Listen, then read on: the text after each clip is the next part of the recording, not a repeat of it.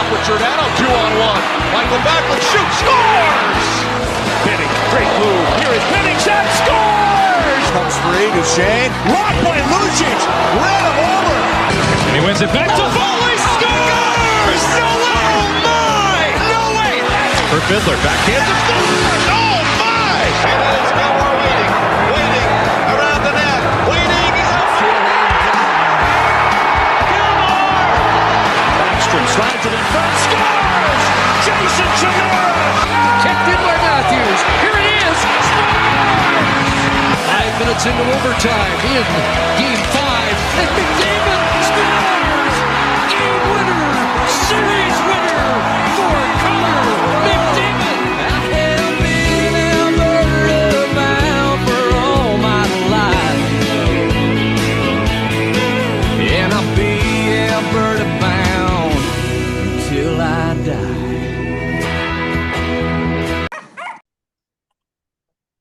Welcome back to the 2 Mutts podcast presented by Pete's Concrete. I am your host, Joshua Marshall, and we are back for NHL playoff predictions. The Stanley Cup Finals starts on Saturday, and we're going to get the guys going here and their predictions, and we got a few that were sent in to us, so we'll read those too. Will McNeil, he sent his in. Dustin Canal. No shit, eh? Yeah, I asked him. I said, what's your pick? So, and then Dustin didn't want to do his because obviously he's got a very close situation of someone he's friends with. So I think anyone. Oh, fucking Canal, get off the fence. Yeah. But anyways, let's get to our guys. We got the round table. We got Brody McIntyre. Let's get to the closer first. How's it going, closer? It's going great, buddy. Friday, got a little glass of red wine going here, a little Rioja Tinto.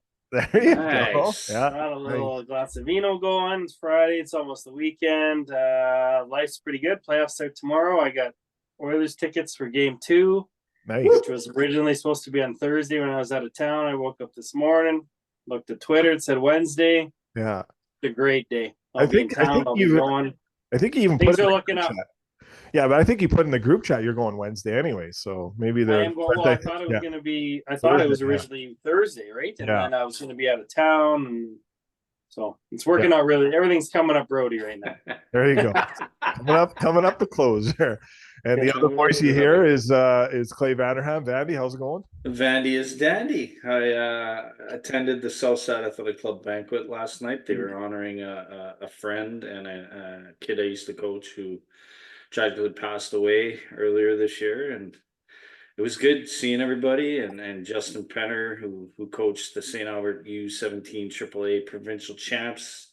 No big deal. Caught up with him, yeah, right. It was good. It was a good day and a good week. Week's done, and let's head into the weekend. There you go. You got that right. So, how are you, Bosco? Yeah, you know what? Brody was a part of this podcast before this episode with Mind Buffs with Alex and Matt from Mind Buffs, and I had a long chat with Alex, who's a close friend. I've known her probably about 14 years now. And she started that company with Matt, and they've been growing and growing ever since. And they came on our podcast. And so I was just kind of doing some research, and then boom, I was like, Mind Boss, I can get some counseling here. So I got my first session set up for next weekend. And yeah, so it's positive step yesterday and healing and then I found a new church too, the Saint Church, and a friend of the pod and Phil Stockley kind of knows Brett. They went to Bible college together. Recommended him and my friend Marissa too. So 2 good things there. And you know what? You get one shot in life, right? So make the freaking most of it. So and grab it the throat and don't turn back. So you get Matty D from Mind Buffs. You used to coach him, right? We coached him 1 year, Trev and I. Yeah. 1 year. I think Tell me about him as a player. One of those kids that just the puck followed him. Interesting. It just always ended up on his stick. Yeah. And At the right time too, probably. Yeah, and he could. I think he was a good skater. That was fucking 20 years ago, dude. I think it was Bantam when we had him, maybe. Yeah, he did talk about that when he was on with us. So yeah. Good kid, good family, yeah. And obviously got a successful career. So yeah, that's weird. Good kid, good family. Now he's doing good things. It's weird how that works out. Exactly. Right, we were just talking about that. Yeah, no, awesome. Yeah, so that's good, and definitely recommend Mind Buffs to anyone. Check them out at mindbuffs.com. Set up an appointment. They got endless amounts of team members there that can help you guys out. So definitely check them out, and you'll be very satisfied in what you get in return. And I know I'm going to be when I start my first session next Saturday. So that's good there. So other than that, yeah, no off work here, dealing with some stuff, and yeah, we're definitely moving forward. Stanley Cup Finals, staying positive is best, and staying engaged, and obviously a bittersweet situation. Obviously, we've had a couple of friends of the pod play for the Arizona/Phoenix Coyotes, and Gilbert Brule, obviously Vernon Fiddler, a couple others, but they leave, they go to Utah. We'll get into that before we get into some playoff talk. But Vandy, before we hit record, you said you listened to the press conference. Your thoughts? I did. I mean, I don't. I turned NHL Network on when I got home, and it was Utah owner, or the owner and his wife and Gary, and then they had the governor and all that. Listen, this guy, I want to have a beer with this guy. There's a reason. He's got some charisma to him, and there's he's just, you can just see he's just straight sales. I was ready to buy season tickets. I don't even live in Utah. This guy is selling everything. He's like, we're gonna build this, that, the other thing. I don't know how we're gonna get 100,000 square feet or whatever it is in downtown Salt Lake City, but the everybody made it happen. No, it's a 180 from what they had. Yes. And I mean, obviously, look at the Utah Jazz and what he's done with them, and it's he to me, you just look at him without him saying, and he may have come out and said it, but he is the prototypical owner that knows shit about shit, but hires the right people. Yeah. And you can just tell. And I imagine his wife is probably the ringleader, Ashley, but he's the voice, and you can just tell he's, you surround yourself with good people and good things happen. Yeah. And he's got but the charisma was one that I was taken back. Kept whispering in Bettman's ear, and what was he wearing? I don't know. Not a too much podcast hoodie, but maybe one day. No, but maybe one day, right? Yeah. And I don't know. It was just like a I don't know, like a smoker's jacket, not like a suit or anything. Not a suit. But I saw him on TSN or Sportsnet. He was in a hoodie. Yeah. Right. Talking away. I'm like, oh my God, you're on TSN for your first interview and you're wearing a goddamn hoodie. It wasn't anything extravagant. His wife looked good. Yeah. But it was, and it was funny because they would pan, the governor would be talking or whoever it was, and then they'd pan over and he'd be whispering in Gary's ear. You don't see that. No. You think owners, you think Daryl Cates is doing that. Daryl Cates is just sitting there whatever. But yeah, it was just, I mean, and he had Bettman smiling, and it was, it's obviously a jovial occasion for everybody, but he was, it's going to be interesting. He's going to do good things up there, I think. Yeah, he will. Brody, your thoughts on the whole situation and the excitement going to Utah? Well, the excitement's pretty cool. Seems like an absolute beauty. I actually Googled him, and whatever he invented and started and sold, and I don't remember the name of the company, started something 2017. Spa. According to Wikipedia. It's like an online accounts payable, receivable kind of thing. Okay. And or sold SAP. it. Sorry, it's SAP. I think it is. Yeah. Okay. And sold it a year later for billions of dollars. Fucking overnight billionaire. Oh my God, so he goes from a dude to a billionaire in a year. Yeah. That's insanity. Yeah. But the thing is, he's still a dude. He's just a dude, man. Yeah. It was funny. I don't even think he even knows he's a billionaire yet. He's just, when you listen to him and see him, you're like, I want to go over. Yeah, I want to go on a golf trip with that guy. Yeah. Right. And he probably would. He seems like he's that type of guy. Yeah, I was watching. I think the only hesitation would be the size of the market. Personally, just 1 million people there, right? But guess we'll find out. Yeah, Noodles was saying within the area, if you kind of get everyone to come in, which is like a 45-minute drive, it can get up to 2.7 million. Okay. We used to play there back in the day. Noodles, our buddy Jamie Noodles McLennan, and so he was saying like, yes, it is that small what you would think, but if you get anyone from outside, which is a half an hour to 45-minute drive, you're quickly up to like 2.7 million. So it's still It's a big difference. And they don't drink in Utah, so they're fucking. Well, that was the thing too, is like Pat McAfee's show. Like, they FaceTimed him this morning, and he's like, they're Mormons there. So he keeps doing, like, he's been on his show several times, and I don't know if you guys saw it today. They obviously had Biz on, and it was quite funny. Like, Pat was showing a different way to hook up with a lady, I guess, and how they do it there. But yeah, it's called soaking. Yeah, well, that's what Army. That's unbelievable. Have you heard of this, boss? Or either of you heard of this? I heard it because like they were talking about it today on the show, because Army, Kobe Armstrong said that they should be called the Utah Soakers or whatever. Come on. Is it called soaking? Is that what you know what this is, Vandy? No, I do not. The greatest thing I've ever seen or heard in my life. So, because they're Mormon, they can't have sex. So they pay a guy. So Deanna and I are dating, but we can't have sex because we're Mormon. So we pay you $100, and I put penis in vagina, but I don't move. So we're not having sex. It just happens to be a penis in a vagina, and you rattle around the bed and shake it up and down and do stuff. You're the soaker. Fuck off. So the penis is in the vagina soaking, but we pay you to. This is so Friday Night Podcast. What the fuck? So that's what it is, which is unbelievable. I was like, wow, that's crazy. Yeah, they were talking about it on Pat show today. So that was quite funny. I can't do the imitate. So hang on, they'll pay like an outside guy to do that? Yep, they'll pay like their buddy to come over and just rattle the bed for 30 minutes while they soak. Come on. Okay, I'm googling this. Jesus. And they close the bars down at 1, right? So at 1. Well, here's the other thing. So because BYU, the big university there, they can't play on Sundays. So does that mean Utah might not? Oh, I wonder. Yeah. Let's see if. Hey, you know what though? My wife went to school at Idaho State, and so they traveled to Salt Lake City, and she says it's an absolutely beautiful town. It's yeah, I've heard that. Beautiful there. Yeah, Trevor. And what if Frank Zaravelli said it is the 4th fastest?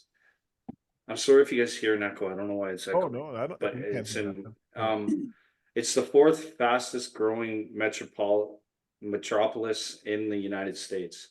Wow, really? Yeah. Yeah, I heard that too. Phoenix is probably number 1 though. Just saying. Probably, yeah. No, it's interesting because obviously friend of the pod and Trevor Lewis, LA King player. He's from there, so now he gets the chance to maybe play in his hometown for the first time. Cool. Obviously, he's towards the end of his career here, but he had a pretty good year for the Kings. So maybe they'll sign him there because he's a hometown boy, or maybe he'll go back to LA. He's still. Oh, you know what? Here, sorry, this is one thing that caught my attention. A reporter asked him, basically out of context. The reporter said, "Is everybody safe?" Meaning like Bill Armstrong and is it Bill Armstrong? Yep, the GM and the coaches and whatnot. And he said, "Look, when we bought this team, we bought the people, and the people ain't going anywhere." And I'm like, Jesus Christ, I'm moving to Utah. I want to scout. Yeah, that's like give me right. Well, I talked to Tyson. This is a guy that gets it, man. Yeah, I was talking to Tyson Nash this morning when I woke up and. Just sent him a message. He sent one back and something short, but yeah, obviously he's a broadcaster for the Coyotes. So I'm hoping that he goes over there too. And Todd Walsh, like that was very emotional to see those the final sends off. But hopefully that they all go. They'll be back. I mean, Bettman said it today. They'll be back. Yeah, 100%. Yeah, I don't know if I trust that owner in Alex Morello, Arizona, though, man. I don't know. This is the part 2 of our yeah. And if you're gonna have to build this arena in 4 years, 5 years? Is that what the window is? It's 5 years pretty much from I think it's 5 years. Yeah. 5 years. So if he builds the arena, he 100% gets a new team or no? Pretty well the way I think he gets first dibs. Yeah, well he's for 5 years. So obviously the big date is June 27th, the auction. It's a live auction, it's public. So That's the first hurdle. So if he wins that auction, he could be the only one that shows up, or there could be 16 other people that show up. But if he wins that auction, then that's the first step. Then he has 30 days after that to put in the money to the NHL, and then boom, the rest is history on them building a construction, right? So he comes out bigger and better than what the deal was, because he bought the team for 300 million and he walks away with $1 billion. So, and then he gets to buy a team back for $1 billion. Yes. And in between, if somebody buys it, and they just sold the last one, his own, for 1.3 or 1.2, whatever. Yeah. If this Morello's smart, he's going to Shibia, the owner of the Phoenix Suns, and going, come on, let's get something going here. Yeah, 1,000%. So we'll see. How I didn't like him in the interview though at all. No, the one question, obviously, Spit and Chicklets posted on their account is the season ticket holders that have paid up for a couple of years here. Mm-hmm. They're getting their money back, and he looked like, I needed more time. He looked pretty stressed out, right? So, it's just he's got $1 billion. He can afford to pay them up. 100%. Yeah, but that's why he has $1 billion. Yeah, that's right. He ain't paying that shit. Well, Biz was on Pat's show today, and he said he was holding this for a bit, but he wasn't paying hotel bills, right? So they were arguing with like hotel bills. So I know Uppy was is a sticky process. That's like because Biz said it, but Uppy was saying different on his podcast. Yeah, there's like, I don't know how it fucking works, but like there's different, like they bill in certain times and month end fiscal years and all that shit come into play. But it's Kate's was like that. Remember the 1 year, right? 100%. That was a rumor about the Oilers. Yeah, it was so yeah, there must be more to it that we don't know, and we'll never know, right? So but yeah, obviously a tough situation, but thinking of the people that don't get to go with the team, but correct. I mean, you think of, and if you listen to Tyson Nash on Chicklets and Scotty Upshall talking, and you think of the like gate, the ticket takers, the attendance and all that. Yeah, concessions. Concessions, that kind of thing. I mean, I don't know if they'll be all that, because they still have the ASU program in there. It's not like the building's getting abandoned, right? Yeah. But still, nevertheless, it sucks for everybody involved. Yeah, it does for sure. So, Coach Rupper here from Two Mutts. Thanks for tuning into the podcast. Now let's grab a knee. Have I got a deal for you? We have teamed up with Manscaped, and we can save you some big-time coin this upcoming NHL season. Guys, are your sticks and pucks getting hairy in the corners? And gals, is your goalie still using horsehair Coopers? Well, let's wake up! Use the code 2MUTS to save 20% plus free shipping on Manscaped products. Listen, we all love to score, and we all want to win the cup. Why not do it on a fresh, clean, smooth sheet of ice? That way we all win. Manscaped is the only way to go. Again, the code is 2MUTS to save 20% plus free shipping on Manscaped products. Now let's bring it in. Manscaped on 3. 1, 2, 3.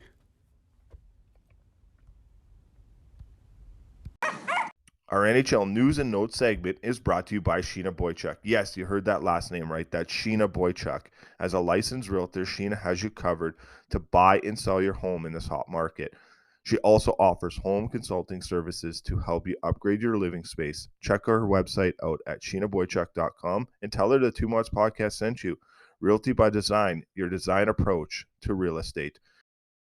When you hire a contractor, you want things to go smooth. Smooth as a driveway poured by Pete's Concrete. You want a solid guarantee. Solid as a basement floor by Pete's Concrete. You want Pete. Pete's Concrete. For sidewalks, patios, your leaky basement, Pete lays his reputation down with every job, and he offers you finishes and colors you won't find anywhere else. You want someone who proudly puts their name on the work they do. Pete puts his name in concrete. Pete's Concrete.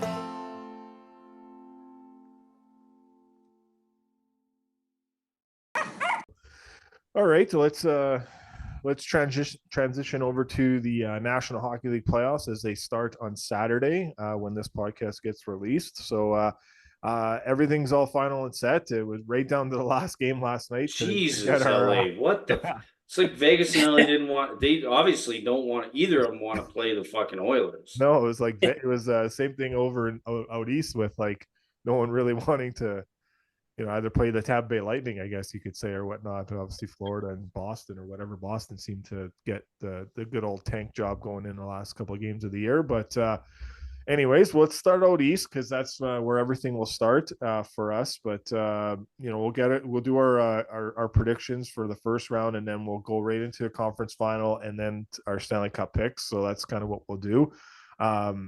So obviously the first one tomorrow, Carolina Hurricanes, the New York Islanders. I don't know how interesting this will be or not interesting it will be. Boring. Yeah, it could. There's a huge chance it could not be a lot of excitement in this series. But Vandy, who do you have going first in this series? Who you got coming out of this one? Well, I obviously Carolina. I mean, they're just. You don't see them a lot, but and they're kind of the unforgotten. They're a lot like the team in the West, Dallas, where they're just kind of a forgotten. Yes, forgotten. It's a great analogy. Them in Dallas. Nobody really pays attention to them. They got no superstar. I mean, they got Aho and like Burns but their back end is incredible. And Anderson's been just solid for them, and that's all he needs to be. Coming back from his blood clot, right? Right. So it's I mean, I got Carolina winning that series. I don't know. I would say, because the Islanders got Sorokin, or I would say they win it in 6, maybe 7. Well, Villar, maybe 7. Did I say Sorokin? Yeah, well, he's their starter, but Varlamov finished the season out. Yeah. So see if there's any kind of special, I don't know, tricks or head games or whatever is going on in that aspect with the fact that was Varlamov with Colorado when they won their cup. No, Darcy Kemper. So no, but did Varlamov ever play in Colorado? He did play. Yeah, he did. Yeah, he was with Colorado. Yeah, for quite a few years, and then they're probably kicking them. So anyway, we'll talk about that after. Yeah. How about this though? Interesting. Corey Schwab from Saskatchewan. Goaltender of the goaltending coach for the Arizona Coyotes, now Utah. Darcy Kemper was a goaltender with the Coyotes, won a Stanley Cup. Aiden Hill with the was also with the Arizona Coyotes, won a cup, and then look at the year that Connor Ingram had for the Arizona Coyotes. So he is the goalie whisperer as goalie coaches go. So you'll be going over there. So something. John Burke used to be that. Maybe it's just about living in Phoenix and life's good and golfing and stuff. It very, very well could be. It very well could be. Yeah, you're definitely. Where did that name come from? Is he with the Islanders? No, Schwab. But I was just saying, like, just talking about the goalie theme. Oh, got you. Okay. It was just on my head there. I was just thinking, what a phenomenal, goaltender goaltending coach he is. So interesting. And just the fact that Connor Ingram came back and the year he had, if they. When this all kind of came out, and I know we're kind of just going all over back to this, whatever. But the 14-game losing streak in Arizona was like they were 2 points out of a playoff spot at the All-Star break, right? And then they went on the 14-game losing streak, and that's when they were first originally told what was going to be happening here. And imagine if that does not happen. And imagine if this team is not up and coming with the Coolies and the Doans and the Dylan Gunthers and obviously Clayton Keller and all the other great players that they have there. If Ryan Smith takes this team to the city, but anyways, yeah, back to the playoffs. Well, that's the other thing too, is like this guy, no wonder he is ecstatic. Yeah. Is future's like, bright. Right? It's not like you're getting an expansion team where you can George McPhee and you can manipulate all this shit and Ron Francis and all that stuff, but like he's getting a legit young up and coming team. Yeah. Like it's good on him. How good is Clayton Keller? Oh my God.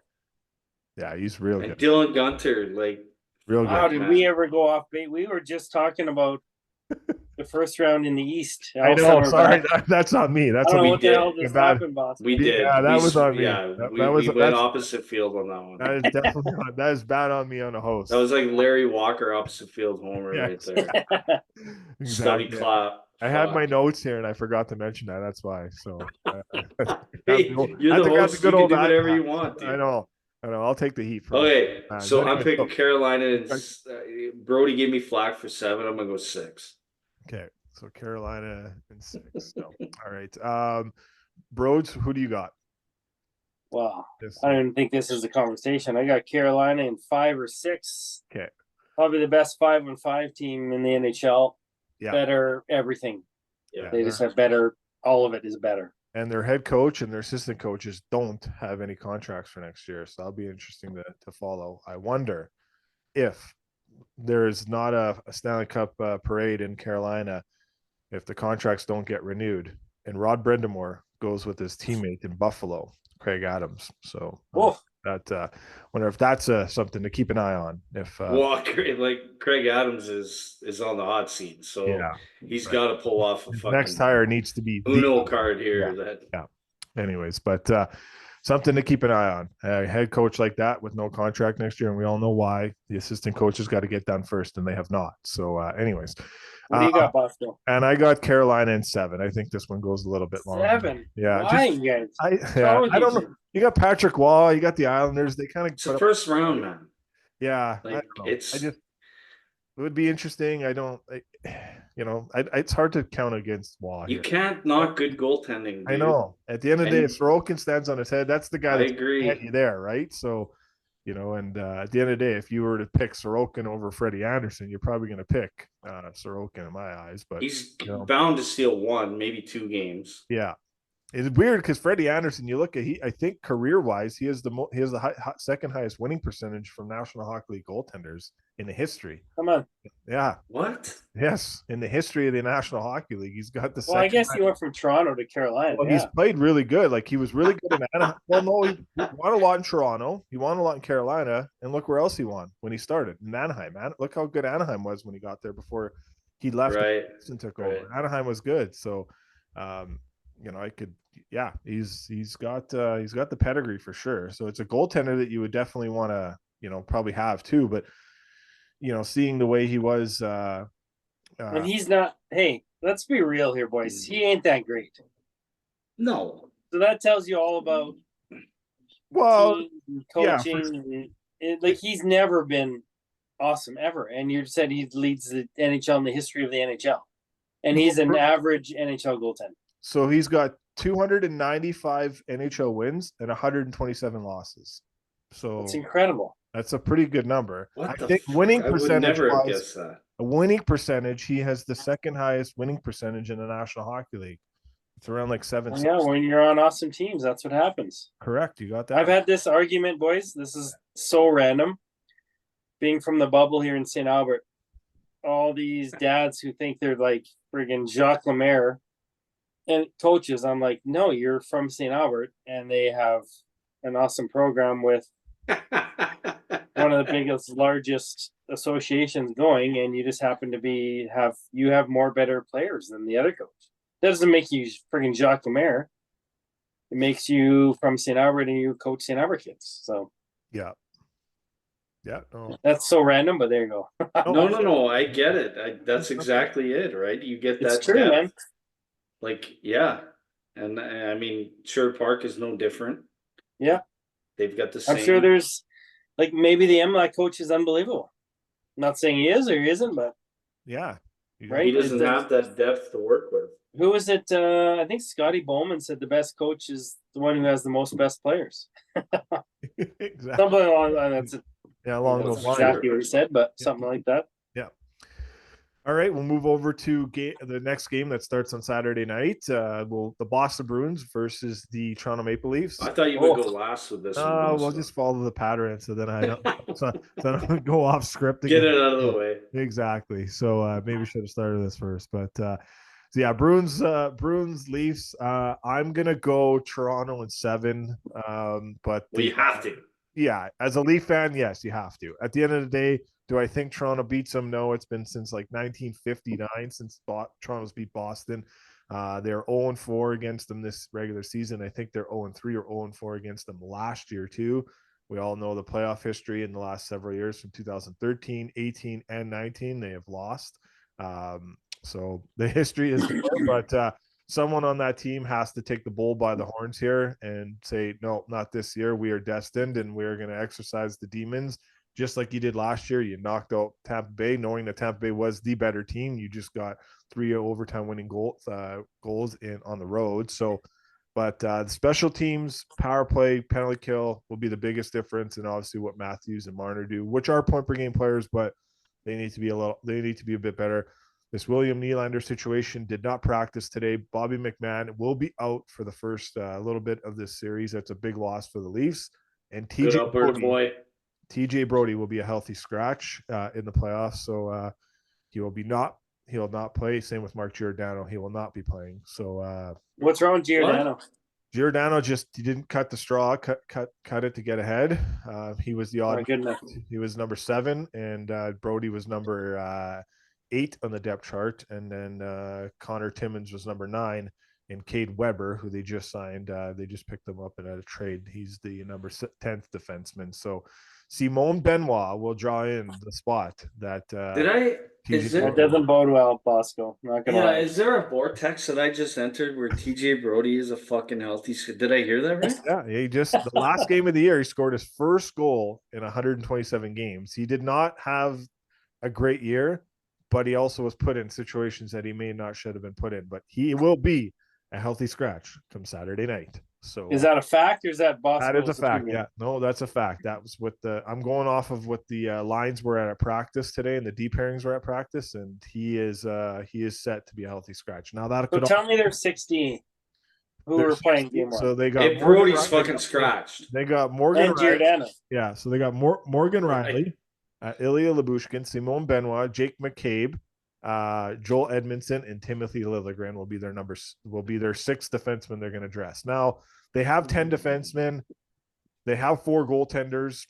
I'm assuming, at the end of the day, the way I look at it, if Toronto's in a situation where they're going to their 3rd goaltender, they're either down 3-1 or 0-3 in the series, is my guess. So, that would be my guess. So if you're who's the 3rd goaltender, Jones, and then Matt Murray, who just played 2 good games in the American League. He is back. And what's wrong with Nylander? Nylander, they didn't say today. So the Brad Treliving told Sheldon Keefe there'll be no comment on injuries at all. So no idea. So no idea. He did not practice today. But he played the other day. He did play. On that shitty offside play where he was doing nothing. So now, obviously, exactly. obviously, it was interesting to watch Overdrive today with Noodles, Hayes, and Odog. They said if William Nylander was playing injured down the stretch for meaningless games, because you already knew where you're going to play, it's a fireable offense in the if he doesn't play in the playoffs. That is a fireable offense for Brad Treliving. 100% is, and that's not on Keith. 1 million. Yeah, so that is so because Darren Dreger reported tonight it could be a hit injury, and then he also heard that he could have the flu. But he said all Sheldon Keefe said today for players, all players are available, and we'll see where they go. So that was it. So there you go. So you got the Leafs in 7. They got the Leafs in 7. I don't know what's going to happen in goal for Boston because they have the same situation, but they actually have two good goaltenders. I know Allmer kind of blanked the bed in the playoffs last year, and then Swayman came in to play Game 7. But Jim Montgomery, all he said is the goaltenders know what's happening, and that's all I'm going to say. And all year he's been rotating, so my guess is he might just follow the same situation, back and forth. Nobody rotates in the playoffs.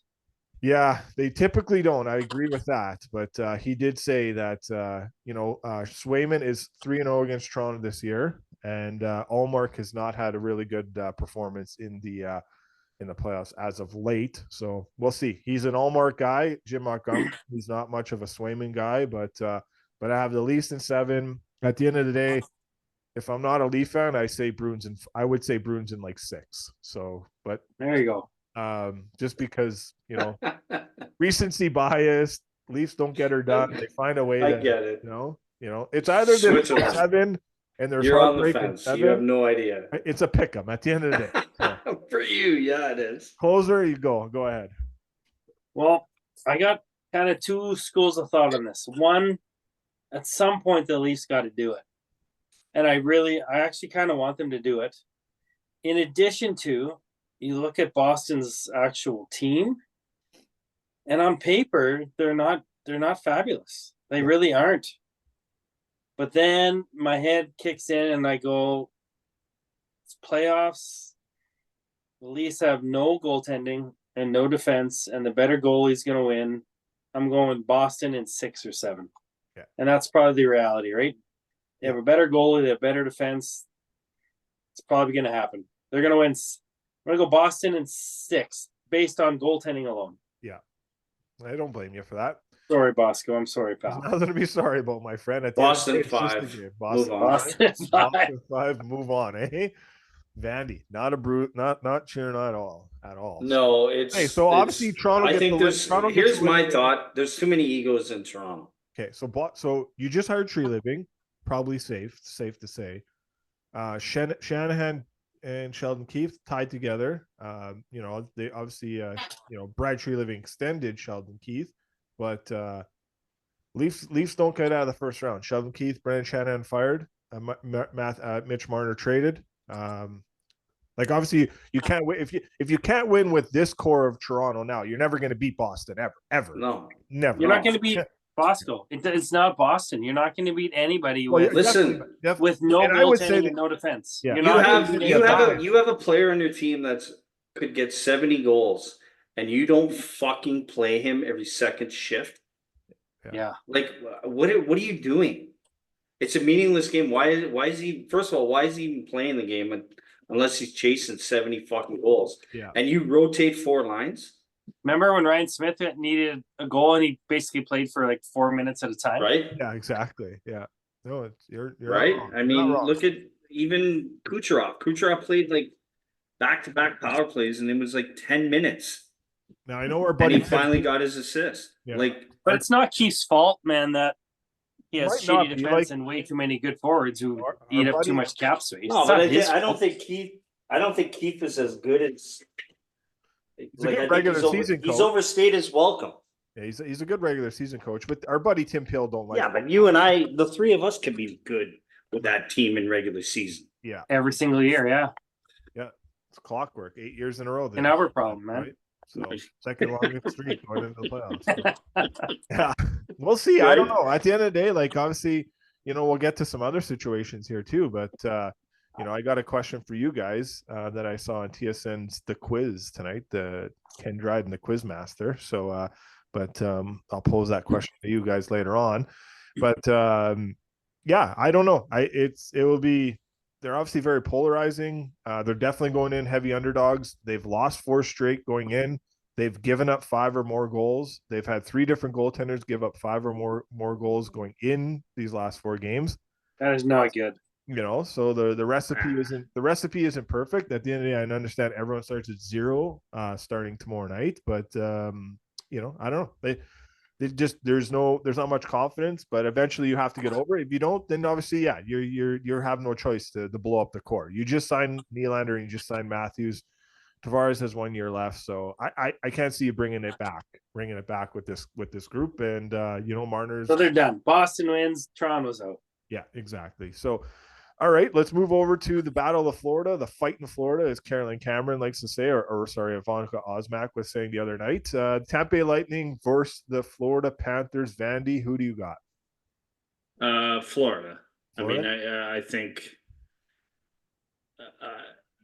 Tampa does have Vasilevsky and they still got their core, but I think at the end of the day, Florida is deeper. They're meaner. They got that grit and I'm kind of going against what I always say, experience and stuff, but I think it's Florida's time. I think Matthew Tkachuk is the X factor in that series, and you haven't really heard a lot about him this year. Yeah, and I think he's the X factor. I think they get it done. It's going to be this is definitely one that's going 7. And Yes. Florida's got it. So Closer. I'm going Florida in 7, and I think this could be the best of any series. I think it's going to be an absolute barn burner, just physical and just pure skill everywhere. Like, you think about, when's the last time you heard anything about Barkov? That guy is a fucking stud. Yeah. And you barely hear anything about him. You know what's crazy? And he's unbelievable.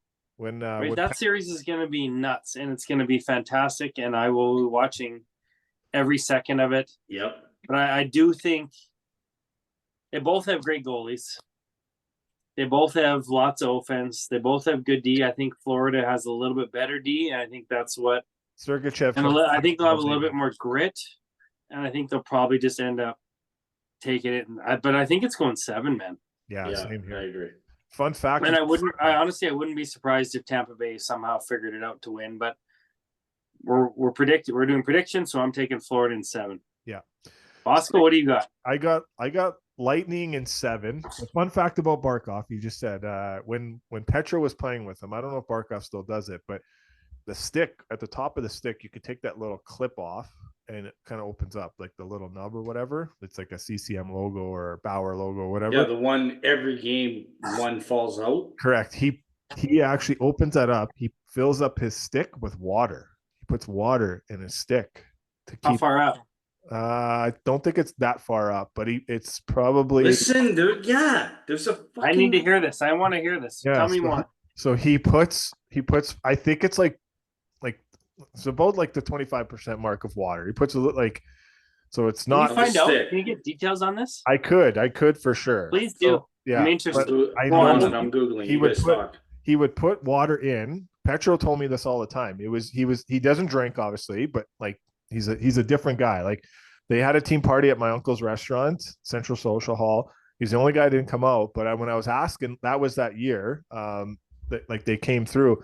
And I said, what's he like? And he goes, you know what? He's an interesting guy, but it's like one of the weird things I've ever seen him do is he takes the clip off, whatever, like at the top before he tapes the stick up. He fills up the stick with water because it's the stick's heavier. It's harder to push the stick off the puck apparently to a defender. I don't know if that makes any sense but yeah, he put about like 25% of water in his hockey stick and play the game with it like that. So, and just go to the next stick if it breaks or whatever. So I don't know. Is he Russian or Finnish? He's Finnish. Yeah, he's Finnish. That's crazy, man. Yeah. So a fun little fact about him. So that makes sense though. Like sticks are so bloody late now. Yeah. And you have a heavy stick. Well, yeah, he actually has a heavy stick. And he's not a shooter.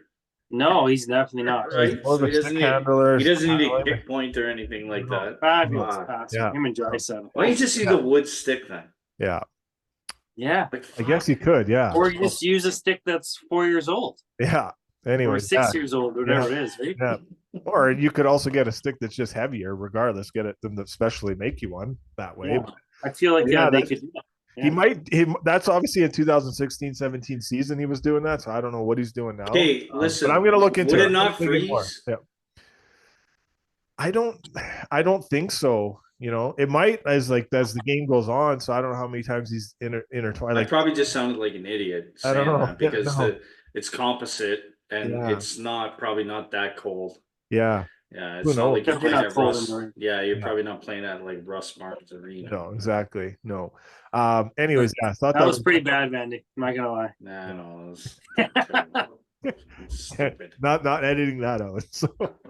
Don't.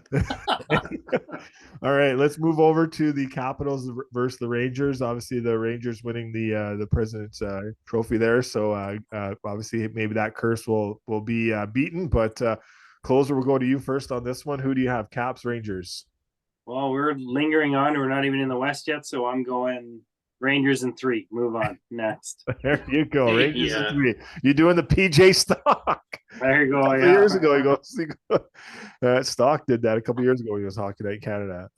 Okay, but reality, it's not close. Rangers minus 37 goal differential for the Caps. Yeah, it's over. So, it's not close.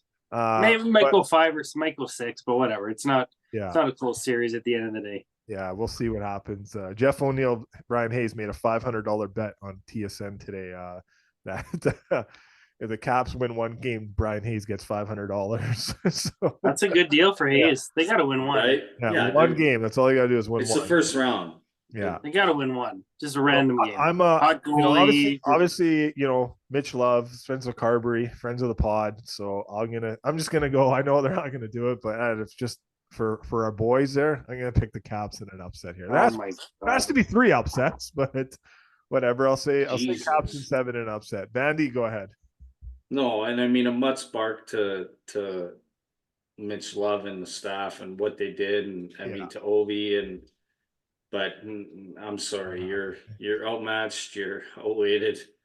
It's Rangers 5 because there aren't many sweeps in the first round, so no, usually not, right? It's Rangers 5. Move on. All right, moving on. All right, let's get to the West. The Canucks versus the Preds. I'll go first on this one. I'm going to say Canucks in 7 in this one. The Preds did come on as of late. They got a pretty deep team. They're well structured. Burnett's a great coach, but the Canucks have had a pretty good year. So Demko's back. He's played the last 2 games. So I'm going to go Canucks in 7 here. Vandy, your thoughts? I'm going Preds. Probably Preds 7, let's say. They're a big, heavy team, and the Preds we don't see a lot of. They're like the forgotten child kind of thing. But they've come on as of late. They've got that core group and that tightness of a good team. So yeah, I'm going Preds. Vancouver, I think, is just lack a little bit of that experience. You got the Ryan O'Reilly, the Fact Daddy, whatever everybody calls him. But I think you're gonna see Vancouver's gonna get a little bit of this is what playoffs is like, right? So I mean, again, and you're going against Stockton, who's more than likely going to win the Jack Adams. So yeah, I would agree with that. He's had a pretty good year. Closer, your thoughts on this series? Go on Preds in 6 or 7, and the reason, just like Vandy, is experience. Vancouver doesn't have it. It takes years to get it, and yes, they're awesome. But do you think that back end in Vancouver has ever done this before? Nope. They're gonna go into battle. They're gonna try their best, and at the end of the day, they're gonna come out with a little bit of experience and growth and be better for it next year. But I just don't think they have it based on experience alone. And well, not alone, that in addition to Nashville has been buzzing, right? They've been going since the trade deadline and not only they've been going since the trade deadline, they've been going since the trade deadline after trading away good players when nobody had any expectations of them. So I think they're going to beat them just based on the fact that they're big, strong, heavy, experienced against. What is this about? Well, maybe the Canucks are a year ahead of schedule, right? So you could argue that a bit. Maybe just a bit ahead of schedule, and maybe they face some adversity here, right? So and then add in that with the video. The video I said. I was just gonna say DJ here jinx them. Yeah, DJ, whatever the hell his name is.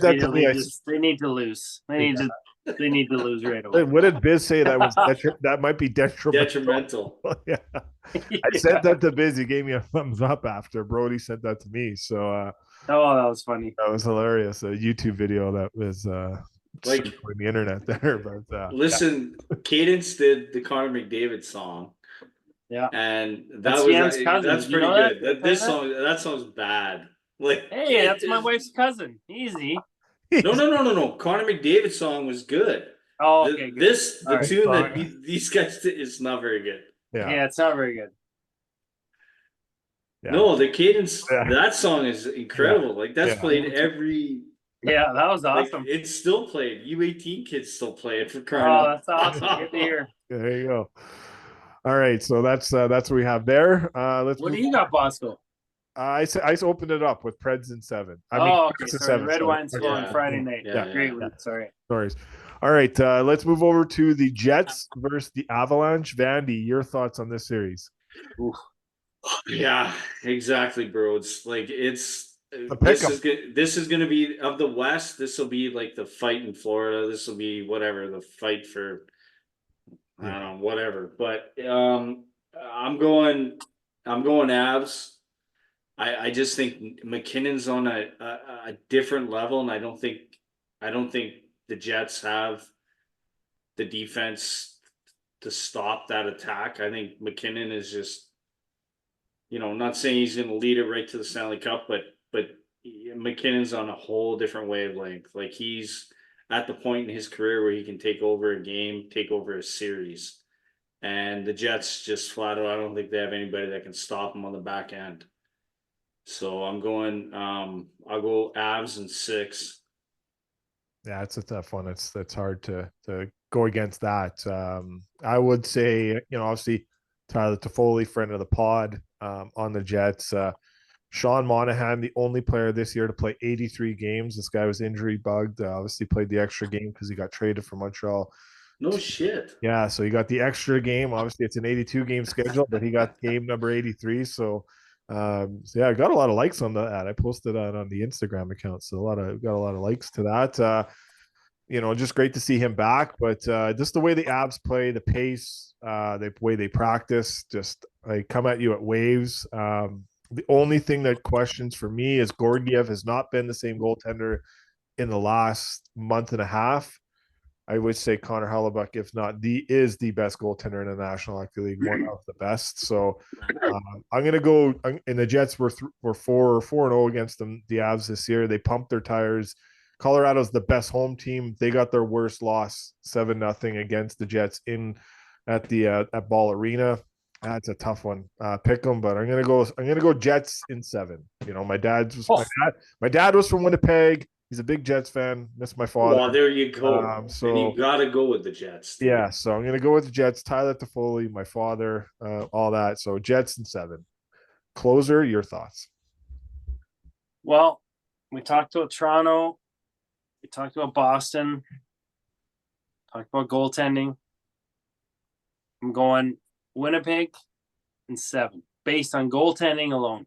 Yeah. Even though Colorado has clearly the better team. Yeah. At the end of the day, goaltending matters, and goaltending is what does it. Georgiev is terrible as far as National Hockey League goalies go, so he's still unbelievable. Yeah. But he ain't Hellebuyck.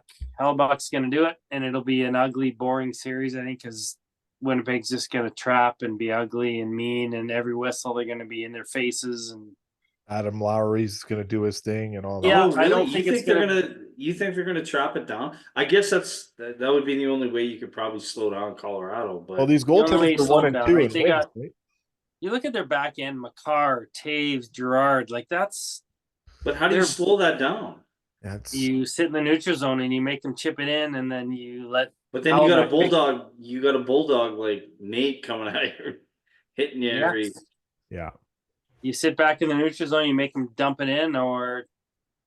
That's it. Let Hellebuyck take care of the rest. I'm going Hellebuyck and the Winnipeg Jets in 6, not even 7. I'm going in 6. 6. All right. There you go. Okay, let's move on. on. I think it'll be a super boring series where we just watch the highlights and see the results. That's it. That's it, eh? Which is crazy to think when you have Colorado, who's super exciting, and I think that's going to be the most exciting series. Yeah. Let's see. I'm looking forward to this one. Dallas Stars versus the Vegas Golden Knights. We'll see how many Vegas Golden Knights come back from this crazy return of injury. If everyone's there, they're out with a lot of players last night. So we'll see how many guys are ready for game 1. But Dallas Stars, they probably don't get enough love. Obviously, Vernon Fiddler's there. That's our boy too. But it's hard to count them out. They got 2 first lines, Stankoven, Jamie Benn, Wyatt Johnson on that third line. They're just so good. Jake Ottinger and net. I don't think there's a repeat, so I'm gonna go Stars in 7 in this one. Closer, your thoughts? I'm going Stars in 5. Stars in 5. All right. The reason I say that is I think Vegas will be, I don't want to say rusty, but collectively as a group, they haven't played enough games together, healthy, to know, like, here's what we're doing, here's how it's happening, here's what's going on. Yeah. I think they do have awesome. They have an amazing amount of depth, but I don't think they're going to be ready to roll collectively as a group. And Dallas is just awesome. Most underrated team. Them and Carolina, like we talked about, whatever that was, an hour ago, 45 minutes ago. They're deep. They're good. They're awesome. Nobody's talking about them, and they're going to pound them. We're going to say, see you later, Vegas. Fabulous news for the Oilers.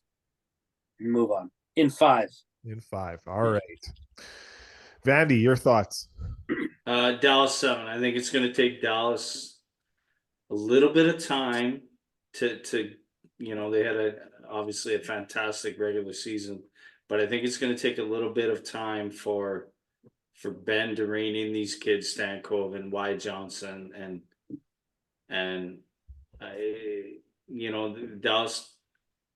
Really, when you think about it, they don't have a lot of experience past first round, second round, and Vegas, in a sense, that'll get Vegas 2, maybe 3 wins. So I'm going to go Dallas. They're eventually going to overcome it. Dallas will move on. It'll be 7 games, but again, I think it'll take them a while to get going and shake the nerves and realize that it is just another game. But I mean, remember when we were talking about Stankoven at the World Juniors, and like this kid is he's like your prototypical French, or like a French bulldog or a bulldog, right? Where he's just that ball of brick where he just goes after. Dallas in 7. 5 foot nothing. Right. Dallas in 7. And this is another series I want to watch too. But I mean, we got to look at, why did they bring in Hannafin? Yep. There's something really wrong with, I think, with Pietrangelo. Yeah, it sounds like I don't think illness, right? So I don't think he's going to be able to go in the first round. Now he could wheelchair cast, pop up and come in again, but I don't know. I truly believe, I don't think he's going to play in the first round. Yeah, that'll be there's no word on him at all from what I understand. So nothing. Right. Still got a pretty good defense core there, but both Hannafin were out in that last game. So does Dallas, though. Yes, Dallas has Heiskanen is unbelievable. Yeah, Heiskanen is unbelievable. So good. Lindell, and they're loaded, and obviously Suter on the back end. So definitely interesting to see. All right, the last but not least, the LA Kings versus the Edmonton Oilers. 3rd year in a row that these guys will meet. Oilers are going to see 3 different goaltenders from the LA Kings, and obviously the first time they played it was Quick and then Jonas Korpisalo. Now they got their former teammate Cam Talbot on the other end. It's been an interesting year for Cam Talbot, up and down. Obviously LA fired their coach. Oilers did the same thing too. Both teams were floundering, and they're in the playoffs. Obviously the Oilers are a big threat, big heavy favorite. This is going to be a tough one for LA. The difference maker in this series, if LA wins this series, we will talk about LA winning this series if Pierre-Luc Dubois shows up. He's had a horrible season to date. I'll just be honest. He's not had a season that you would want, but he has a chance to re-rate all of that in the playoffs, and that could be the X factor in the series. Quentin Byfield finally got off the schneid. He with a goal. He actually got a $212,000 bonus for that goal the other night to getting his 20th goal. So, but he had not scored in 17 games going in. The LA Kings don't score at the end of the day, but Victor Arvidsson was obviously a player that was hurt during these series before. He could help them out too. They're not as deep as the Oilers are for sure, but I'd be very surprised if the Kings win. The only way the Kings win is if the Oilers defense is floundering. And if you guys, I'm sure you guys have noticed this, CC and Nurse have got the lesser matchups. They are actually paired to being the 3rd pair on the Oilers. They settled down 3rd pair, 2nd pair. They are the 3rd pair. If you go back and look at it, they are the 3rd pair in the last 10 games. The matchups they've been getting are 3rd pair matchups. So is that fact, Bosco? It is. I'm not joking. And if you don't believe me, listen to Alex Friedman's podcast a couple days ago. He also talked about it on his podcast too. He had someone reach out to him, and they've been utilized as the 3rd pair in the last, I think it was 10 games. So Kulak and Desharnais have been getting that 2nd pair matchups.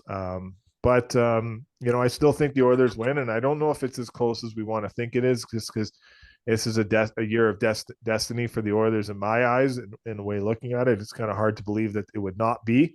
But the only way is Stuart Skinner's numbers in the playoffs are not that great, guys, either. So he's allowed 4 goals per game. His save percentage is around 850 something, and so overall, but this is a different Stuart Skinner in my eyes. He took the reins this year when Jack Campbell was sent down, and he obviously finished third in wins this year with 36. So I say Oilers in 5. So Closer, your thoughts? Well, my brain tells me the Oilers, but it's pretty hard to beat a team 3 years in a row, is it not? Like, that seems crazy to me. It that does, you're being able to do that. But I am from Edmonton or St. Albert here, so they're a better team. I think they're going to win in 6, and I think it's going to be so boring. And I can't fathom, if you're not an Oilers fan watching this series, you're going to say this is like watching paint dry. It's going to be horrific. 1-3-1 all day long. The old 1-3-1, dump it in the corner, chip it in, chip it out, chip it in, chip it out. Lots of 3-2 wins, maybe 4-2 empty netters type of thing, maybe 2-1s. It's going to be so boring, but the Oilers will get it done in 6. I'm going to go Oilers in 6. Oilers in 6. Okay. Vandy, your thoughts? To me, until, I think Skinner took a step this year, but I think the goalies are a wash. That's fair. I like that. And at the end of the day, it's going to be a special teams series, obviously, with Edmonton's power play. Look, at the end of the day, the Kings have that experience. They don't have the depth. This is the deepest Oilers team we've seen in 5 years, 6 years? Definitely. For a long damn time. Be longer than that, right? So right, even longer. And we're coming on to, we got to make a serious, and not just get to the conference, get swept or lose in 5. It's got to be, we got to make a run or start making a run. And I think that starts with your leadership core. And I think this leadership core, and we've talked about it before on the pod, I think they've taken that next step. And I believe we're going to see, I think Monday's going to be a blowout, to be honest with you. And the Oilers are going to win in 5. We're going to disperse of the Kings and move on to probably, Nashville and they're, they're going to have to learn to play in those hostile environments. LA's probably not like that hostile, but yeah, we're Edmonton in 5, Oil 5. All right. Okay. God, I hope you're right. Okay, well, hey, I got a random Oilers stuff for you boys. Yep. Can you tell me once this season, just once, where you're like, holy shit, Kulak and CC were terrible? Or no, I'm going to do you one more. Can you tell me once this season where you thought Kulak and CC were anything? Nothing. That's beautiful. If you don't notice them, that's Steady, a perfect steady 5-6 pairing. Or right? according to Exactly. Bosco, 3-4 pairing. Yeah. Right? You're just steady on the rudder, right? So I think exactly. What does CC have? Fabulous news. CC has 5 goals in his last 9 games. Yeah. Whatever. I'm not even looking. CC, if he doesn't score, I don't give a shit. No, I know. Who cares? If he doesn't get scored on. Like, the biggest thing that you would say is, where's Darnell? Is Darnell Nurse going to be the Darnell Nurse that is worth the 9.25 million, or is he going to be on the other end of it? Right? It's like, that's the only thing is but if Darnell Nurse is indeed getting third line matchups, that's a pretty fucking good problem. Pretty good problem. Probably is. The LA's built down the middle. You got Cole. 100% they are. You got Dano. Look, at the end of the day, Dano scares the shit out of me because he's a playoff performer. Why you shut guys Dubois, down? I think he is an X. I know he is an X factor though. He is. I mean, he Can be for sure. A kid like that could get hot, boom, and then fuck. He got 9 goals and LA He's beat not. us. He ain't showing up in the playoffs. 1,000,000% I agree. Yeah, I remember being in the press box in Calgary. I was in the press box in Calgary. Like I said before, my seat is the last, is right where the scouts are. So I'm the last media guy, and it's all scouts. And I remember, I'm not going to name the scout, and obviously the team he plays for, but I was talking to the scout about Pierre-Luc Dubois, and he wasn't even playing that night. That team wasn't there, but I was just asking about him in the intermission. And he, a couple of years ago, his job was to watch Pierre-Luc Dubois all year because he was coming up. No shit. Yeah, so he followed him throughout pretty much the whole year, 6 months. And give me that job. Yeah, yes. Tell me, I want to know what his opinion was. Yeah.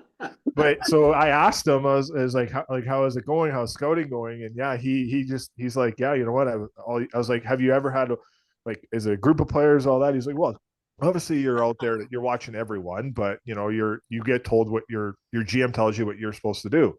So you're getting your direct orders. And he just said, yeah, like the whole year, 6 months, my job was to watch this guy play everywhere pretty much he went. Listen, and he said at the end of the year, I said, well, what was it? Was it I'd watch him in warm up. Was it yes or no? He goes, man, I don't know how many times I would sit there and be like, did he play tonight? Or then I would see him as like, okay, he did play tonight. And I said, well, what was the verdict? Obviously, there was a sign and trade to, like, so your whole job was to see if you would get to free agency. Maybe you guys could sign him. And I said, what did you have to go back with? And it said, I told my GM, not interested. And that was how it was. So, so he was the most he said he was the most frustrating player to watch on a nightly basis. Yeah. So that's an NHL scout. So Bosco, you've seen it, bro. You've seen these kids, and you just like I've coached kids who are just like, oh, tonight's the night. And then it doesn't happen. Tonight's the night. Today's the day. That kind of thing. And you're like, fuck. And you know what else, boys? I got, as a father of a 5'8", 47-year-old, of a father whose kids who both play hockey, that's what they're going to be in life. I take a great offense to watching somebody who's 6'3". Right. I don't know how big he is, but he's a big ass man. Yep. With extreme talent, like 1% talent in the world. Yeah. Who just floats through an NHL career, right? He could be, I watch these kids at 14. I'm like, man, you should be the best fucking player on the ice every single game, but your give a fuck level is about 2%. Pierre-Luc Dubois is that player. Yeah. Him and Kirby Dach. Yeah. They're the same. They are. Yeah. They're huge, talented, but their give a fuck level is way down here. Yeah, it's not there at all. So, and it frustrates I'm getting angry right now. My 5'8" frame is getting pretty angry right now. Yeah. I could tell. Yeah, no, I was blown away by that. We were just sitting there having an iced tea and some popcorn, and just kind of picking his brain and intermission time, and so it was kind of interesting to see. I think what happened is, like, because there's TV's bias, so there are obviously some other games going on, so I was just like, hey, Dubois, and I was just like, he's obviously a polarizing guy, so it's nice to just sit there and ask him. And so yeah, honest opinion, didn't hold back, told me some good stories about it, but then I just said at the end of the day, not interested. That's how you tell the GM. Oh my god, right back, like, not interested, and that's the email. And so probably a dumb, maybe even rhetorical question. How does a guy like that get first of all, into the NHL, drafted? I mean, is it? It might go back to what Is it? Well, it might go back to what Closer said on just the size, right? It is, like, for sure. Like the size. And you're hoping is there and everything, right? There's you're hoping you can teach or work with them. Is that what it is? You keep seeing these flashes of a 6'3". But if they're having meetings with these kids at 14, 15, 16, 17, you're telling me not one fucking guy can in your scouting staff can like figure this shit out and go, No, this fucking dude is. Well, he wanted out of Columbus, and then he wanted to go to Montreal when he was in Columbus, and then he went to Winnipeg, where his dad was an assistant coach, and didn't want to be there either. So, and then Dad was involved in hockey. yeah, his dad was the assistant coach for the Manitoba Moose, which are obviously in Manitoba, and So it's nepotism. by the same organization as the Winnipeg Jets, obviously. So, so yeah, that like. You know, like Galchenyuk, boys, or you just see this giant human who's insanely talented. Yeah. Oh, we'll give him a shot. Yeah, well, we can get him going. All he has to do is work hard, and he's the best player on the ice. Well, it's not really how it works. Yeah. Yeah. Brandon, if you watch, I noticed. Well, you must notice this, Clay. You watch a couple kids over the years. You know, you watch them 59 times a year. And those 7 games a year, you're like, oh my God, you're the best player on the ice. You're incredible. But the other, whatever, say 52 games of the year, you're like, oh my God, you're bad. But those 7 games, you were the best player on the ice. Like, you want to take a chance. You're taking a chance on a kid because you're 6'2" and you're giant and you have all this talent over the 5'7" guy or 5'9" guy who works hard and isn't quite as talented, or the 6 foot guy who isn't quite as talented. Just because you think, yeah, he's got to be able to figure this out. Yeah, he has everything. Great point. Oh, but he doesn't. Yeah. All right. So Will McNeil sent his picks in. He is probably the number one fan of our podcast. Would you say, Vandy? Like, first of all, the background on Will's straight up. Like, I've asked Will to join my bench staff. Yeah. With our kids at U18 or U15, and he's like, I will, but I don't, I never played hockey. He's a soccer player through and through. He grew up with all my soccer buddies and stuff, but what's his name? Will McNeil.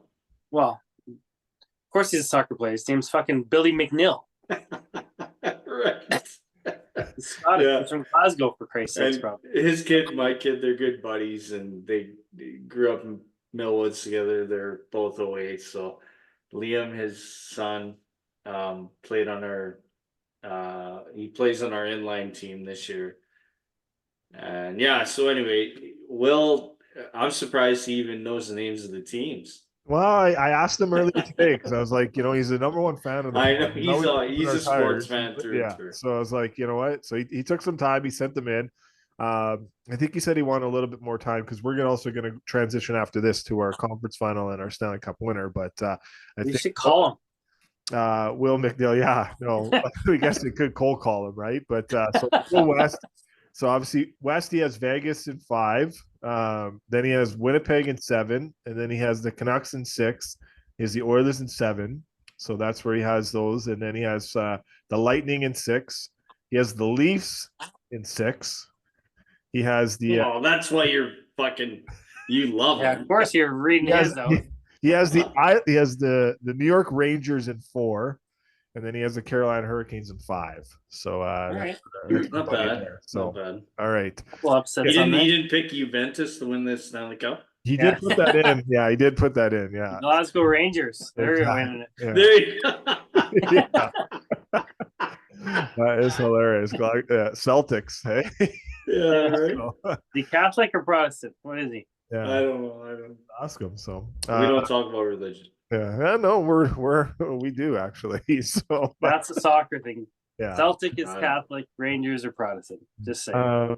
Anyways, yeah. So let's get to our conference final and our Stanley Cup winner. So I'll Vandy, give us your conference final for the West and the East, and then your Stanley Cup winner. Dallas Oil. Dallas wins. Florida and Florida, Carolina. Florida wins. Dallas, Florida final. Dallas final wins. All right. Closer. We're close, Clay. We're close. Dallas and Edmonton, and Dallas wins, sadly. Carolina and Florida, and Carolina wins. All righty. Yeah. Okay, I got obviously the same. I got the Oilers in the Stars in the conference final, but I got the Oilers winning in 7. Attaboy. Over them. They got to get to a cup final. And then out east, I got the New York Rangers the New York Rangers and the Carolina Hurricanes. I think we can have that matchup. So Yeah. And then no, I actually think that won't be. No, that would not be. Come on, man. Prepare yourself for Yes. these things. No. Oh, it'll be Florida Bruins. Yes. I have it written down. I'm reading it wrong though. I wrote it down wrong. That's what it is. Anyways, I got the Rangers. I got the Rangers and the Oilers in the Stanley Cup final. And I got That'll be sick too. I got the New York Rangers winning in 7. So Fuck, you're all about ratings, aren't you? Oilers Rangers would be pretty sick. That would be incredible. yeah, they've had some good games in the past. That's why, right? So look at all those games they've had in the last several years. That great goal by Connor. So Dallas is way too deep, dude. Dallas is a wagon. Yeah. What did Canal? Let's hear Canal. He didn't give anything. He What about Rupp? Rupp did give his. But yeah, Rupper has Avs, Oilers, Conference Final, Panthers, Hurricanes, and then in his Stanley Cup Final, he has Avs, Panthers, and then he has a rematch of the 96 Final, Avs winning the Stanley Cup again. You know what, boys? We're collectively pretty close. Yes. Yeah. A couple teams here and there, but for the most part, it's pretty linear. Close. It's pretty good. What's Rupper's hard on with the Avs? Fuck. Well, and they're just really good. Yeah. friend of the pod, Craig Button has he has the Leafs going to the second round against Florida, and then he has the Rangers and the Carolina Hurricanes in the second round too, and then he has in the conference final Florida and Carolina, and then he has the Panthers going on to represent the East, and then out west he has the Canucks and Oilers in the second round, and then Dallas, Winnipeg, and then in the conference final Dallas and Edmonton, and then Dallas going on to face the Florida Panthers, but he has the Florida Panthers winning the Stanley Cup. There you go. He's the same as us, give or take.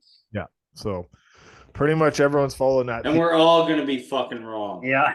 That's exactly what Craig said. So he's like, well, I'll be wrong. He goes, it'll be the fucking Islanders winning. Islanders and Vancouver in the final. All right. The last question. Midstream. Last question before we go. I'll just first credit this. I taken this from TSN's the quiz tonight, the last quiz of the year. A friend of the pod, James Duthie, hosting that, and the quiz master, aka Steve Dryden, who I met, is an amazing person too. Are you supposed to say his name? Yeah, you could say his name. Yeah. Oh, okay. I didn't know. Yeah. So it was funny when it was funny when it was. Well, no, it was funny when I thought I outed him 2 years ago, but when I actually first met him was during that Helenka Gretzky Cup back in the day, and the World Juniors was in Edmonton at the same time. But yeah, when I went for breakfast with the Bob father there, we were walking up to the arena, and he's like, "This is the Quizmaster," and I was like, "What?" No shit. Yeah, so yeah. So Bob outed him. Bob goes, "This is the Quizmaster." So it was funny because that was Connor Bedard scored a sick goal against Finland. So I took my niece and nephew. There's that famous picture of us wearing the Jeff O'Neill t-shirt. Yeah. So we were walking up, and I said, "Hey, Quizmaster." And he's like, "You can't say that out loud." So because there was a bunch of fans in the arena, right? So, but anyways, yeah, Steve Dryden's his name. It's just no one knows what he looks like, I guess, unless you find out that. But anyways, so yeah, great person. But he posed the question to the panel tonight, and I'll send that out to you guys. One of them was, and this is the only one we can get into, is the true or false, is there pressure on Connor McDavid to bring the Stanley Cup home to Edmonton this year, Vandy? Oh, the most pressure. Yeah. Go right, his buddy right next door to number 29 is up for a contract soon, way too soon, sadly. But he could sign his extension this July 1st for Leon. Yeah. With if they go out in the first, second round, he ain't doing that. I'll tell you that much. Yeah. There is a ton of pressure on Connor McDavid, probably the most in the NHL, to be honest. Yeah, and that was the kind of how the question was phrased. Out of all the players in the playoffs, who faces the most pressure, and they just choose him. But the good news is he's Connor McDavid, and he's able to step up to that. Not only step up to it, but dummy it. So the Mike Johnson So Jeff O'Neill said true. Darren Dreger said true. Mike Johnson said false because he's like, if the Oilers don't come out of don't win the Stanley Cup, get eliminated in the first round and the second round, we definitely know it will not be Connor McDavid's fault because we know what he can do in the playoffs. It won't be his fault. It won't be his fault. He said it will be the way the team was constructed around him. So he wouldn't put the blame on him. And he said there's no pressure because at the end of the day, he's going to be doing everything that he can to win. And obviously same with Leon Draisaitl.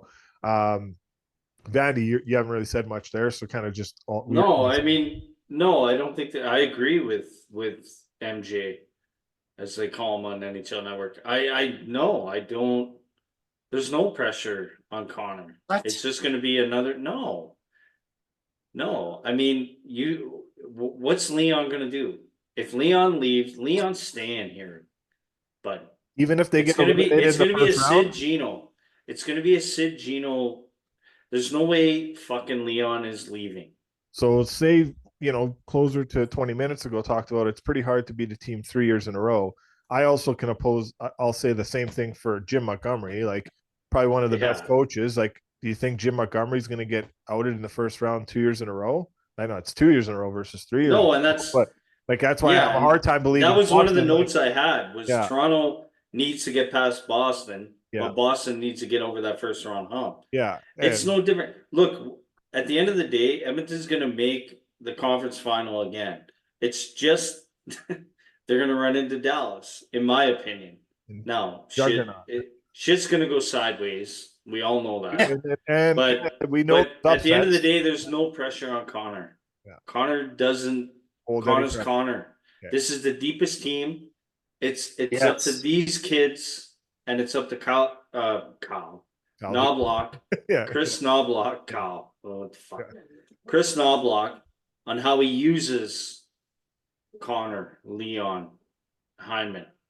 Okay, Hyman, you 53 goals. That's cute.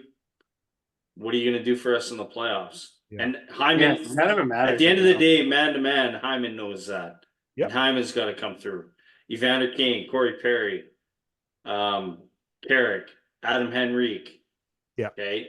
It's a deep team. We've got 6, 7, 8, probably 8 legit NHL players on a roster where we've been going to the playoffs and we're going, fuck, what the fuck? Now is Holloway even going to crack this lineup? You performed well, and it's going to be great to see him in the playoffs, get a taste. McLeod, same thing, get a taste. But at the end of the day, I don't know if we'll be able to get over that hump of the Dallas might be our roadblock, and same thing. Remember late 90s, early 2000s, and we finally got over it, beat Dallas, and then you get there and and then 2006 happens out of nowhere. I think it's going to be like that. And that's how Edmonton will get to. It's not going to be this year, so Oilers fans. Yeah. But no, I don't think there's any pressure on Connor. No pressure, as normal. I mean, what else does he have to prove? Yeah. He's going to go out there and probably get 20, 30 points. He has to prove he can win a goddamn Stanley Cup because that's what generational players do. But that's his own personal pressure.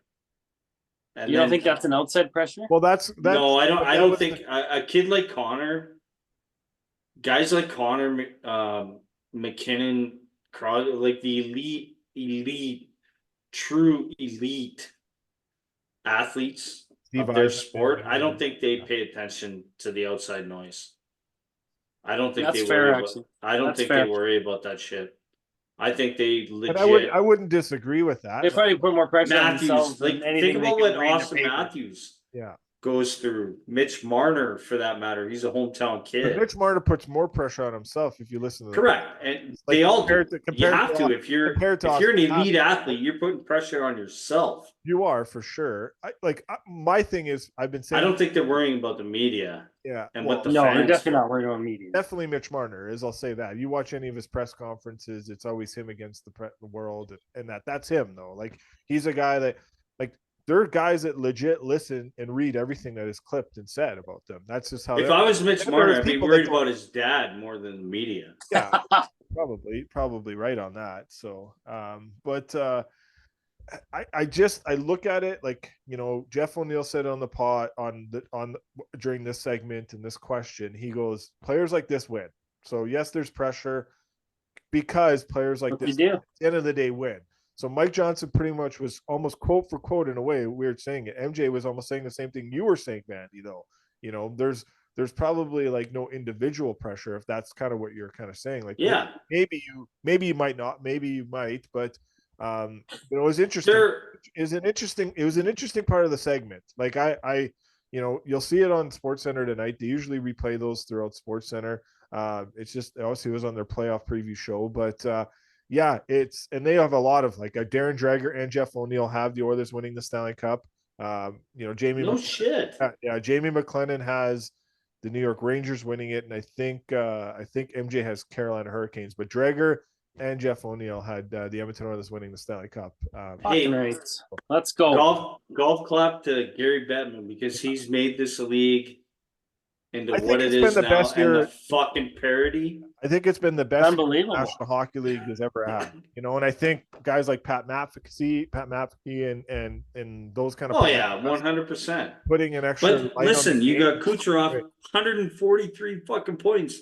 First winger to get 100 assists. Right. Like, and McKinnon. This is another McDavid thing. Like, the league is in such a good place. And what I'll say this about McDavid, he's the only player in the National Hockey League that last year can go 64 goals and then the following year have 100 assists. He's the only player in the NHL. The only player. There's no one else right? to do it. What do you want me to do? 100%. So you want me to work on passing? Yeah. Okay, I'll work on passing. Obviously, it's unreal that what he can do and what he has done in his. And even Matthews, like, I'm still fucking miffed at fucking Keefe for not fucking playing, because I picked. Yeah. Matthews to get 70. Yeah, well, it was one actually goal. Looked at the 6-4 goal that night against Tampa. Tavares took a lot of heat, so he should. He got the 6-4 goal and he took a slap shot. So he should. when he should have just put it to Matthews' tape and just got him to score it, but he just ripped. Agreed. So he was taking. And it would have won me $100. Yeah, he was taking some heat for that. But anyway. Yeah, at the end of the day, obviously Toronto's success is going to be based on their forecourt. I don't really worry about Morgan Riley. Morgan Riley, your twin brother, Vandy. He performs in the playoffs. Got a strong jaw. Yeah, he performs in the playoffs. He does a really good job, so I'm not too worried about there. The goaltending is a question mark. At the end of the day, the goaltending might be a question mark in Boston. There's probably not a lot. It ain't a question in Boston. Jesus. In the way they were in the playoffs, though, right? Like, no, I'm not saying the last thing their problem is the goaltending. Yeah, they have 1A, 1B. They do have. I'm not saying bad about them. I'm just saying, like, that was a part of that what ruined them in the playoffs last year. Like, you started as goaltender 6 games in a row, and then you started your backup in Game 7, the most critical game of the series. Maybe you shouldn't have done that. I don't know. Like, that's. I don't know. I've said it a million times on this podcast. Why do teams have to go with so many fucking kids playing hockey, and why do you have to go with a starter? Why can't you go 1A, 1B? And Boston's proving it.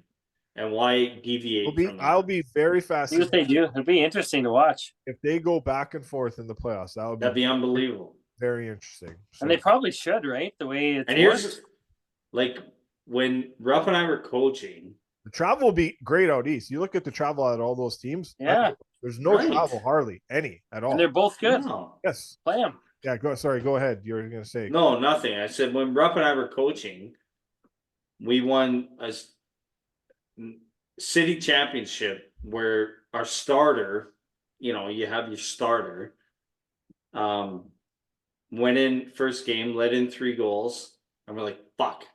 And as a head coach, you're like, shit, I got to pull him. And we put our backup quotations, starter quotations, and the starter the backup stood on his head. We ended up winning the game in a shootout, ended up winning cities. And, like, fuck. I'm like, why do you have to go starter, backup? Why can't you rotate? I get it, money and all that shit. Why can't you go 41-41? Yeah. Like, there's so many good goalies out there, right? There's only 2 positions on a team. Correct. Why can't you go? And injuries and stuff, you want to have a, but like 41, why do you need, and I get it, mindset, elite athlete, all that other bullshit, but like go 41, and then rotate all the way through. Yeah. Give teams different looks. Anyway, what do I know? I'm in the basement of my wife's house. Exactly. Eh? There you go. All right, let's finish up on that. Anything else you guys want to add before we sign out? No. No? Okay. All right. So, okay, perfect. Brody? Rhodes? Froze? No, the St. Albert internet he's kicked out. gone, Oh, bro. He's out. Rhodes up right at the right time. So, all right. Okay, let's finish up on Fuck that. you. Everyone, enjoy the playoffs. We'll chat very soon. Vandy, you take care, eh? You too, pal. I love you. Love it too. Bye. Our NHL news and notes segment is brought to you by Sheena Boychuk. Yes, you heard that last name right. That's Sheena Boychuk. As a licensed realtor, Sheena has you covered to buy and sell your home in this hot market. She also offers home consulting services to help you upgrade your living space. Check her website out at sheenaboychuk.com and tell her the Two Mutts podcast sent you. Realty by Design, your design approach to real estate.